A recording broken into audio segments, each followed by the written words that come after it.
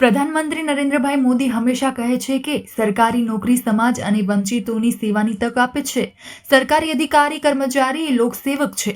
સરકારી નોકરી એટલે કાયદા, નિયમો અને જોગવાઈઓની મર્યાદામાં પસાર કરવાના 8 કલાક એ માન્યતા અંશત સાચી છે. પરંતુ સરકારી ફરજ એ આ બધાની મર્યાદામાં રહીને લોકોની સેવા કરવાની, ફરિયાદોનું નિવારણ કરવાની અને જરૂરિયાતવાળાને મદદરૂપ બનવાની તક આપે છે. આ તક ઝડપી લે એ જ સાચો કર્મયોગી છે. આણંદ જિલ્લા કલેક્ટર શ્રી પ્રવીણ ચૌધરીએ સરકારના કર્મયોગીની સેવા ભાવના અને સાચા અર્થમાં ઉજાગર કરી અન્યોને પ્રેરણારૂપ કાર્ય દ્વારા સરકારી નોકરીમાં લોકસેવાની કર્તવ્ય નિષ્ઠાનું ઉત્કૃષ્ટ ઉદાહરણ પૂરું પાડ્યું છે.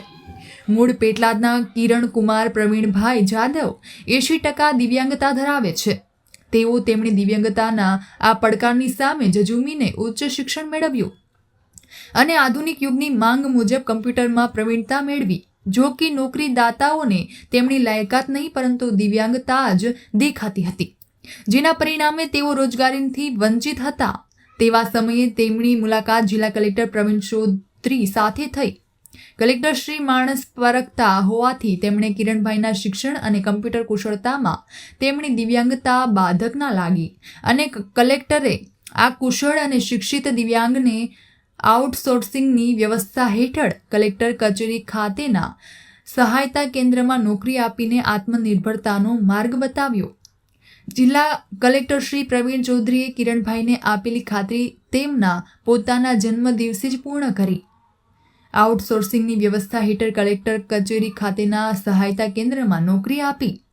કલેક્ટર શ્રીની કિરણ જાદવ પ્રત્યેની સંવેદનશીલતાને કારણે આજે દિવ્યાંગજન કિરણભાઈ નિયમિત તેમની ફરજ નિષ્ઠાપૂર્વક બજાવી સહાયતા કેન્દ્રમાં આવતા લોકોને ઉપયોગી બની રહ્યા છે.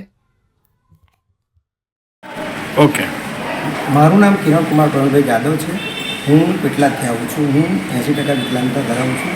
મેં M.Com સુધીનો અભ્યાસ કરેલો છે. તો હું રોજગારી અર્થે કલેક્ટર સાહેબને મળવા આવ્યો હતો. તો એમને મેં રજૂઆત કરી કે સર, મારી આટલી ક્વોલિફિકેશન હોવા છતાં મને કોઈ જોબ મળતી નથી, તો તમે મને નાનું મોટું કામ આપો તો જેથી હું સારું જીવન જીવી શકું. એટલે સાહેબશ્રીએ મને અહીં સહાયતા કેન્દ્ર પર નોકરી આપી. તો હાલ હું છેલ્લા 2 મહિના ત્યાં આગળ જોબ કરી રહ્યો છું અને અત્યારે હું સન્માનભેર જીવન જીવી શકું છું.